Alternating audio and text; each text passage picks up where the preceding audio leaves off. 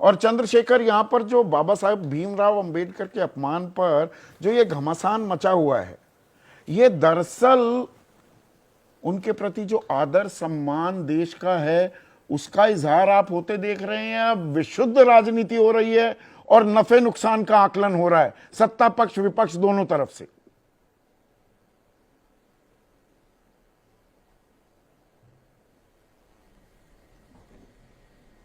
तो अभी तो मैं संदीप जी यही कह सकता हूं कि जिनको नुकसान लगा उन्होंने भी अपनी बात रखी और जिनको फायदा लग रहा है वो भी अपनी बात रख रहे हैं। सवाल ये है कि सम्मान क्या उनकी तस्वीरों का है या उनके विचारों का भी सम्मान है। मैं स्पष्ट रूप से कहना चाहता हूं कि कल जो गृह मंत्री जी ने जिस तरह के शब्दों का प्रयोग किया वो उनके कद को शोभा नहीं देते, क्योंकि बाबा साहब अम्बेडकर, आप ये समझिए कि कोई ऐसा गांव नहीं जहां बाबा साहब अम्बेडकर के विचार ना हो। देश का, किसी भी स्टेट का, यूनियन टेरिटरी का कोई ऐसा गांव, कोई ऐसी गली नहीं है जहां बाबा साहब के विचार ना हो। तो कभी बाबा साहब किसी के लिए जरूरी रहे, कभी मजबूरी रहे। तो मजबूरी जरूरी में, जैसे संविधान के समय बाबा साहब इस देश की मजबूरी थे, क्योंकि बाबा साहब जैसा कोई नहीं था इतना ज्ञानी। ये बात तो सरकार के मंत्रियों ने भी जो है संविधान की चर्चा में कही है कि मैं सरकार के संसदीय कार्य मंत्री ने कहा कि आज भी मैं बहुत जिम्मेदार से कह सकता हूं कि उनके जितना विद्वान कोई व्यक्ति देश में नहीं है, ना हुआ ना होगा। तो बाबा साहब उस समय की जरूरत थे। नहीं, यहां पर चंद्रशेखर एक सेकंड के लिए हमला कांग्रेस की तरफ एक सेकंड के लिए रोक रहा हूं। और यहां दर्शकों को, देशवासियों को, बहुत कम लोगों को शायद ये जानकारी होगी, बाबा साहब भीमराव अंबेडकर की बात होते हैं कि भाई बहुत अच्छे कानूनविद थे, वकालत करते थे और उनकी संविधान पर पकड़ थी, संविधान के रचयिता थे।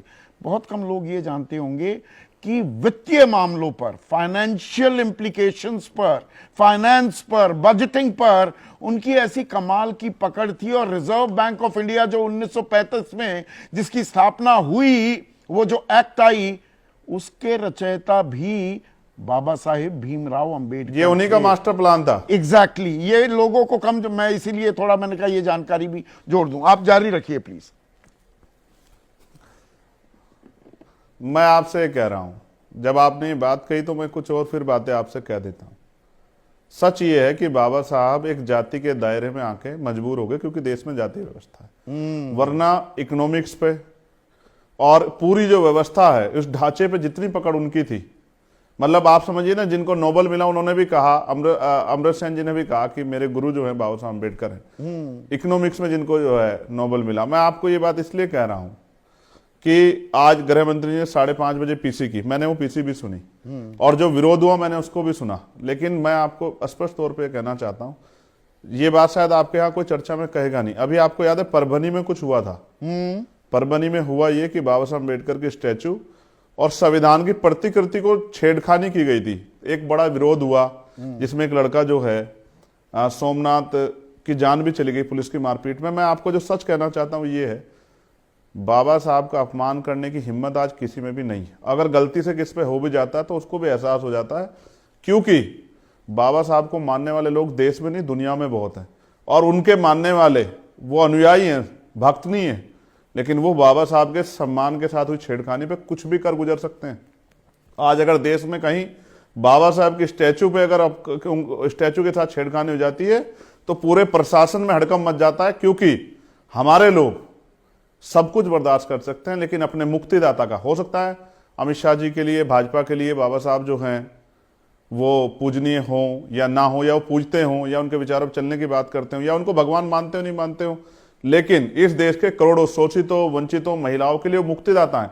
और मेरे लिए इवन एडवोकेट चंद्रशेखर आजाद अगर मेंबर ऑफ पार्लियामेंट है तो डॉक्टर बाबा साहब अम्बेडकर के संविधान की वजह से है। अगर इंदिरा गांधी जी प्राइम मिनिस्टर बनी महिला होने के बाद तो बाबा साहब अम्बेडकर के संविधान की वजह से बनी। उनको आप किसी भी तरह से कोशिश करके देश से अलग नहीं कर सकते। उनके विचार, उनका समर्पण, उनका सहयोग, उनका योगदान वो देश में हमेशा रहेगा। बाबा साहब सदैव थे, सदैव हैं और सदैव रहेंगे। कांग्रेस नहीं रही सत्ता में, उनका भाजपा भी नहीं रहेगी, लेकिन आजाद। और 1990 में देश को याद आई थी जी कि भारत रत्न दिया जाना चाहिए और 90 के दशक में आपके आने से पहले मैं ए.के. वाजपेयी से यही पूछ रहा था कि अभी तो बाबा साहेब भीमराव अंबेडकर की कसीदे पढ़े जा रहे हैं, 90 के दशक में किताबें भी छप रही थी, वर्शिपिंग फॉल्स गॉड, और वो किताब किस पर थी? बाबा साहेब भीमराव अंबेडकर। दो चीजें मुझे बतानी है संदीप भाई। पहली चीज ये कि आपने कहा कि बहुत लंबा समय लग गया, मैं भी सुन रहा था आपके डिबेट को, भारत रत्न देने में, जबकि उस समय के तत्कालिक जो उससे पहले पूर्व प्राइम मिनिस्टर थे उन्होंने खुद को दिया। आपने नेहरू जी का, इंदिरा जी का जिक्र किया, मैं उनका भी सम्मान करता हूं। ये बात सही है कि बहुत समय लगी बाबा साहब अम्बेडकर को पहचानने में, या उनके कद की, उनका जो कद था उसको ध्यान में रख के उनके प्रति समर्पण पे, और ये हुआ एक समय पे आके, ये हुआ भी। लेकिन आपको याद है कि बाबा साहब की शव यात्रा भी निकाली गई उनके जीते जी। कहीं आप वो भूल तो नहीं रहे? नहीं, अच्छा किया आपने बाबा ये साहब याद के दिलाया। जीते जी उनकी शव यात्रा आरएसएस के लोगों ने निकाली। ये भी भूलने का विषय नहीं है। बाबा साहब सबके लिए, बाबा साहब जब अपने लोगों की बात करते थे, बाबा साहब महिलाओं की बात करते थे, उन्होंने हिंदू कोड बिल पे इस्तीफा भी दिया। मैं कांग्रेस को प्रोटेक्ट करने के लिए, डिफेंस करने के लिए नहीं बैठा हूं आपके चैनल पे संदीप भाई। स्पष्ट है, जिसने जो कहा, आज जो सरकार के मंत्रियों को जो मौका मिला है वो कांग्रेस के कर्मों की वजह से मिला है। जो कांग्रेस ने किया वो उसी को कह रहे हैं कि मंत्रिमंडल से इस्तीफा देना पड़ा। और नेहरू जी ने कहा कि राजा नकारा नहीं जा सकता, बिल्कुल, क्या नाम, बाबा साहब के जान से फर्क नहीं पड़ता, उनको नकारा नहीं जा सकता, ये फैक्ट है।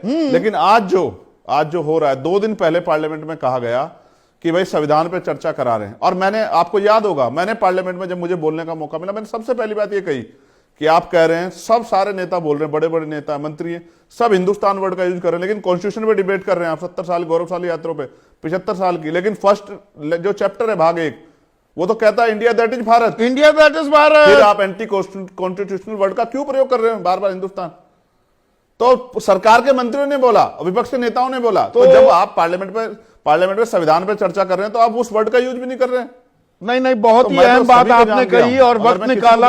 कह रहा हूं, मैं भूतकाल पे चर्चा नहीं कर रहा हूं। नहीं, पर आपने वर्तमान पे चर्चा कर रहा हूं कि आज अगर बाबा साहब को, संदीप भाई एक सेकंड, अगर आज बाबा साहब का अपमान करने कोई का प्रयास करेगा, मैं आपको ईमानदार से कह रहा हूं, अगर गृह मंत्री जी पोजीशन नहीं लेते, मैं आपको लिख कर देता हूं कि कल सुबह देश के सड़कों पे अंबेडकरवादी आके अपने बाबा साहब के अपमान का जवाब देता। मेरी बात को आप याद रखना, और भविष्य में कोई करके देख ले।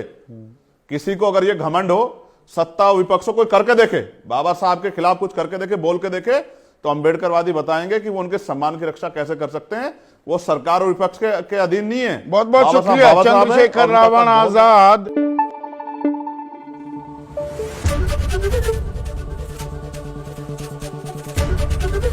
एबीपी न्यूज आपको रखे आगे।